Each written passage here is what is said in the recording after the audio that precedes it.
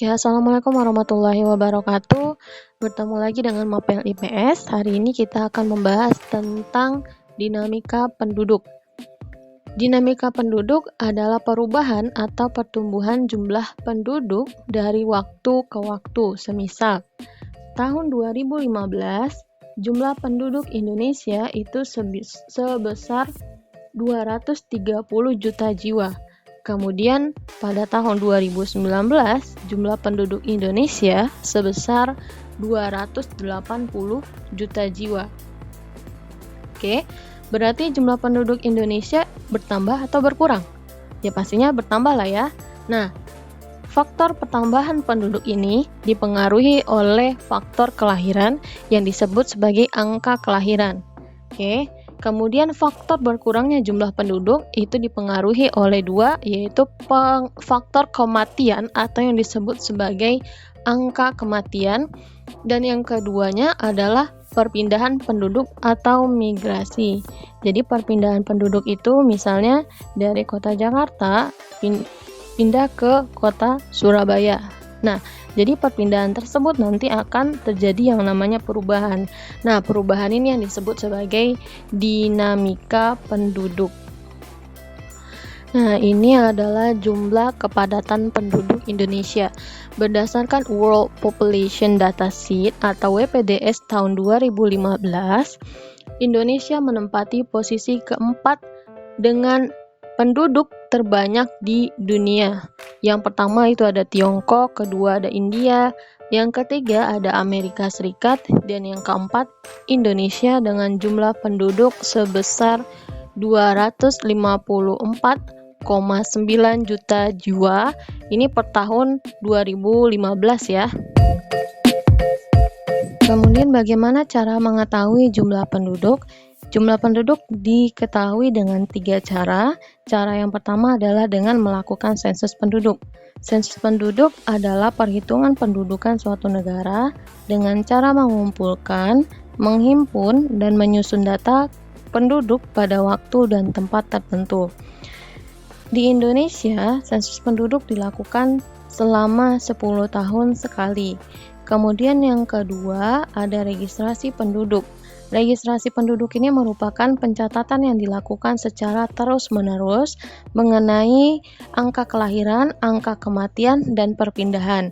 Jadi perbedaan antara sensus penduduk dengan registrasi, sensus penduduk dilakukan dalam jangka waktu tertentu, sedangkan registrasi dilakukan secara terus-menerus.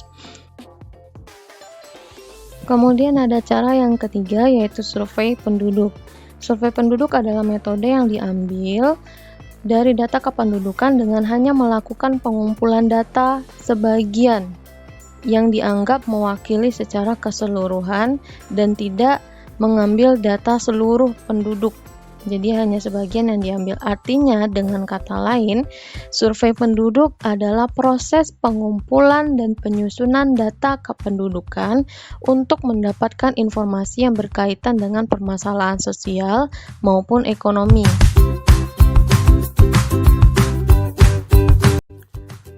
Yang kedua, kita bahas tentang persebaran penduduk.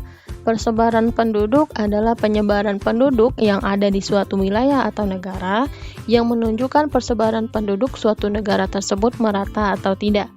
Artinya persebaran penduduk ini sama artinya dengan distribusi penduduk.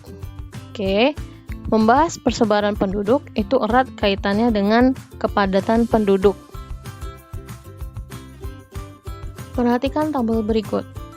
Nah, berikut ini merupakan tabel dari 10 provinsi dengan kepadatan penduduk tertinggi di Indonesia. Perhatikan, dari nomor 1 sampai nomor 7 itu didominasi oleh Pulau Jawa. Nah, sedangkan provinsi yang paling padat penduduknya di Indonesia adalah DKI Jakarta, berjumlah 10 juta lebih, ya, 10 juta jiwa lebih.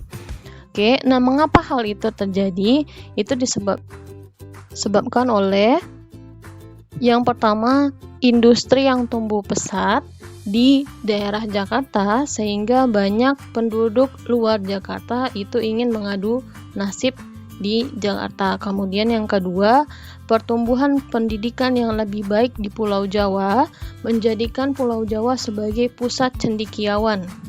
Gitu ya. Yang ketiga, Pulau Jawa juga mempunyai tanah yang subur. Kemudian yang keempat, memiliki sarana komunikasi yang baik dan lancar. Oke, dari tabel sebelumnya itu dapat dilihat bahwa Pulau Jawa itu merupakan wilayah yang paling padat penduduknya di Indonesia. Nah, pemusatan penduduk yang terkonsentrasi di Pulau Jawa ini juga menimbulkan dampak buruk terhadap lingkungan, seperti salah satunya adalah munculnya pemukiman liar. Yang kedua, itu sungai-sungai tercemar karena dijadikan sebagai tempat pembuangan sampah. Yang ketiga, terjadinya pencemaran udara dari asap kendaraan ataupun industri. Yang keempat, timbulnya berbagai masalah sosial seperti perampokan dan lain-lain. Yang kelima, angkatan kerja tidak sebanding dengan lapangan kerja yang tersedia.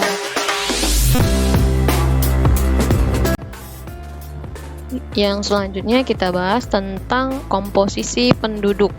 Komposisi penduduk tersebut adalah pengelompokan penduduk atas dasar kriteria tertentu untuk tujuan tertentu.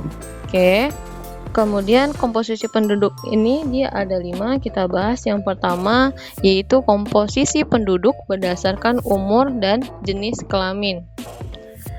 Oke, komposisi penduduk itu berdasarkan jenis kelamin yang diakui oleh sensus penduduk adalah hanya laki-laki dan perempuan. Nah, sedangkan komposisi penduduk berdasarkan usia atau umur ada 3, yaitu ada usia produktif, ada usia belum produktif, ada usia jompo. Nah, usia belum produktif kita bahas terlebih dahulu, yaitu umur rentang 0 atau baru lahir ya sampai umur 14 tahun yang disebut sebagai usia belum produktif. Kemudian usia 15 sampai 64 tahun itu merupakan usia produktif. Kemudian 65 tahun ke atas itu merupakan usia jompo. Nah, dalam piramida penduduk muda atau ekspansif ini bisa dilihat ya bahwa usia muda itu lebih banyak daripada usia tua. Artinya usia produktif itu lebih banyak dibandingkan usia dewasa. Nah, bisa juga ditarik kesimpulan seperti ini. Berarti angka kelahiran itu lebih tinggi daripada angka kematian, seperti itu. Karena di bawahnya lebih besar dibandingkan yang di atas. Oke. Tadi yang di bawah adalah usia 0 sampai 4 tahun, lanjut dengan rentang 4 sampai umur 65 tahun ke atas. Yang kedua itu ada piramida tetap atau stasioner. Nah, bentuk piramida ini di bagian atas dan bawahnya itu hampir sama. Artinya komposisi penduduk umur tua dan umur muda itu tidak terlalu tinggi. Artinya komposisi penduduk tetap ini dilihat dari kematiannya yang rendah dan kelahirannya juga tidak tinggi. Kemudian yang ketiga ada piramida penduduk tua. Piramida penduduk tua ini di bagian bawahnya kecil dan di bagian atasnya besar. Piramida ini menggambarkan penurunan angka kelahiran sehingga jumlah penduduk muda lebih sedikit dibandingkan penduduk dewasa. Artinya ini kebalikan dari piramida penduduk muda. Artinya penduduk tua lebih banyak dibandingkan penduduk muda. Nah, jadi untuk apa kita mengetahui piramida-piramida ini? Jadi piramida ini digunakan sebagai informasi atau keterangan yang digunakan untuk pengembangan sumber daya manusia. Oke, kita lanjut. Selanjutnya ada komposisi penduduk berdasarkan pekerjaan. Pengelompokan penduduk berdasarkan pekerjaan itu udah jelas ya. Itu ada petani, ada buruh, ada guru, ada pedagang, dan lain sebagainya. Kemudian komposisi penduduk berdasarkan jenjang pendidikan, itu ada SD, SMP, dan SMA. Kemudian ada komposisi penduduk berdasarkan agama, KEP. Agama yang diakui di Indonesia itu kan ada 6 ya. Ada Islam, ada Katolik, Kristen, Hindu, Buddha, dan Konghucu.